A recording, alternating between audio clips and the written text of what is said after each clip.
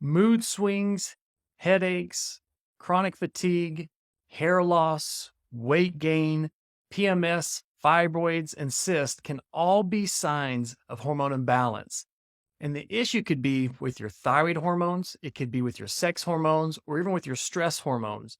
But what if I told you that your gut could be a major contributing factor to your hormonal issues? Let me explain to you 3 ways in which we see it here in our office where your gut could be contributing to your hormonal issues. The first issue is nutrient deficiencies. Your gut is where you absorb the nutrients needed to produce your hormones.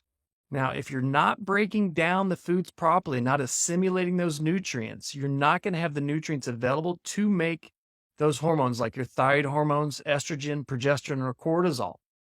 However, poor nutrient absorption and deficiencies can be caused because of gut infections like SIBO, which stands for small intestinal bacterial overgrowth, candida overgrowth, parasites. Also, we can see in our office where people have lower stomach acid or they have lower digestive enzymes. And to complicate matters, many patients are even taking antacids. And some of the research is showing us now that antacids can actually lower your B12 levels. Now, B12 is extremely important to helping your body regulate and detoxify hormones properly. And even research is now looking at and understanding how important B9 and B12 are to the function of ovulation and normal menstruation. And now the second gut issue that can result in hormone imbalance is actually a condition called dysbiosis.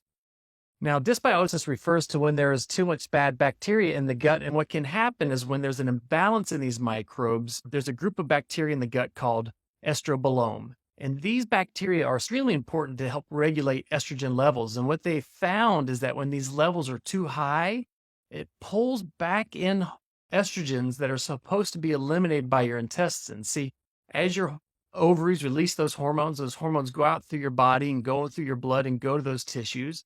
And then they're recirculated to the liver. And when the liver then dumps them into your gut. And if this gut microbiome's out of balance, it can cause a whole cascade of estrogen dominant type symptoms. Symptoms like heavy periods, fibroids, cysts, and can even increase your risk for cervical, breast, and ovarian cancer. Now, gut dysbiosis can also affect thyroid function because about 20% of your thyroid hormones are converted from the inactive T4 version to the active T3 version in your gut.